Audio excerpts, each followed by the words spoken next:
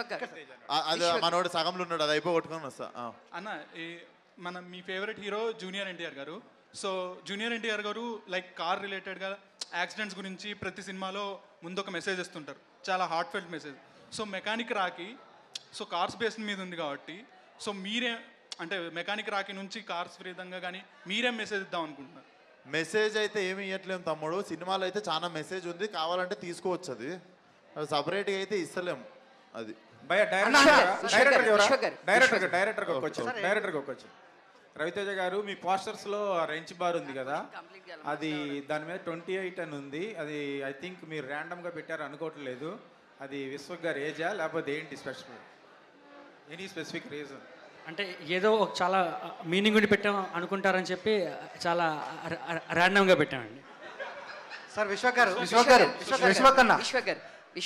చెప్పండి. విశ్వక్ అన్న, మీరు ఇంతకు ముందు మీరు బ్యాక్గ్రౌండ్ లేకుండా వచ్చారు. ఇంతకు ముందు ఒక మూవీ ప్రెస్ మీట్లో మీరు చెప్పారు కొత్త వాళ్ళకి ఆపర్చునిటీ ఇస్తాను, ఒక మెయిల్ ఐడి చెప్పారు, ఆ మెయిల్ ఐడికి మీరు చేయండి అని చెప్పి. సో అది అక్కడతో ఆగిందా? ఎవరికైనా ఆపర్చునిటీ ఇచ్చారు? మార్చ్లో షూటింగ్ స్టార్ట్, దాంట్లో దగ్గర ఒక 22 మంది కొత్త వాళ్ళకి ఇచ్చినాం అవకాశము. ఆ షూటింగ్ స్టార్ట్ అవుతుంది మార్చ్. విశ్వక్ అన్న ఒకసారి కొత్త వాళ్ళకి ఇస్తానా అన్న? విశ్వక్ అన్న ఇక్కడ అన్న ఇటు సైడ్. మీరు కంగువా ప్రీ రిలీజ్ ఈవెంట్కి వెళ్ళారు కదా, అక్కడ సూర్య గారిని ఒక క్వశ్చన్ అడిగారు, ఫోటో చూపించి దానికి ఏంటి ఆన్సర్ వచ్చిందా, ఏమొచ్చిందో? హరి గారిని అడగమన్నారు, డైరెక్టర్ హరి గారిని. విశ్వక్ అన్న ఇటు సైడ్ అన్న. కొత్త వాళ్ళకి ఇచ్చారా? ఎవరికి ఇచ్చారు ఆపర్చునిటీ? ఈ మూవీలో ఎవరైనా there is a bunch of new talent coming with that film అండి. I am going to announce mostly Christmas కి with poster I'll come with all the faces. Sir Vishwak అన్న, ఎన్టీఆర్ గారికి దగ్గరైన వాడు అతి కొద్ది మందిలో మీరు ఒకళ్ళు, అలాగే బాలకృష్ణ గారికి దగ్గరైన అతి కొద్ది మందిలో. ఈ రేర్ కాంబినేషన్ యాక్చువల్గా ఇది ఇద్దరికి దగ్గరైన వాళ్ళు ఉండటం చాలా రేర్. అది దాంట్లో మీరు ఒక అవుట్ కమర్గా వచ్చేసి బయట నుంచి ఇండస్ట్రీ నుంచి వచ్చేసి ఇప్పుడు ఆ స్థాయి కంపెనీ, ఆ వ్యక్తుల కంపెనీ, ఇద్దరు ప్రముఖ వ్యక్తుల కంపెనీని ఎలా ఎంజాయ్ చేస్తున్నారు, ఎలా ఫీల్ అవుతున్నారు ఆ విషయంలో? I think it's more than cinema, it's అది ఇంకా పర్సనల్ లెవెల్ రిలేషన్షిప్ సార్. అది ఇంకా అది ఇంకా లైఫ్కి సంబంధించింది సార్. అది more than cinema, it's my personal అనుకుంటా. అది విశ్వక్ గారు ఎక్కడండి? నా పేరు రాజా.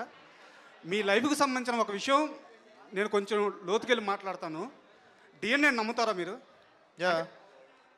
ఒక ఎగ్జాంపుల్ చెప్తాను. ఎవరికన్నా అంటే బాలయ్య బాబు డైలాగ్ లాగా ఎవరికన్నా సమస్య వస్తే దండం పెడతారు, మేము దానికి పిండం పెడతామంటారు. మీ డిఎన్ఏ పిండం పెట్టేలాగా ఉంది అంటే సమస్యలకి. ఎలా అంటే ఒక ఎగ్జాంపుల్ చెప్తాను.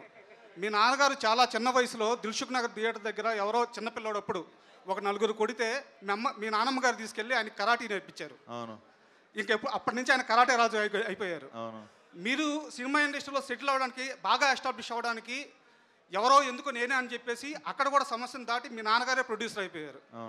ఇప్పుడు మీకు ఎవరన్నా రివ్యూవర్స్ కానీ ట్రోలర్స్ కానీ అంటే అన్వాంటెడ్గా కావాలని టార్గెట్ చేసి కానీ క్రిటిసైజ్ చేస్తే మిమ్మల్ని మీరు ఆపుకోరు, ఫిల్టర్ చేయరు, వాళ్ళకి పిండం పెట్టేస్తారు. సో ఇది మీ డిఎన్ఏ, దీన్ని మీరు ఇంకా మార్చలేరు అని నేను అంటాను. Yes sir? No? Yes sir. డబ్బులు కొట్టండి.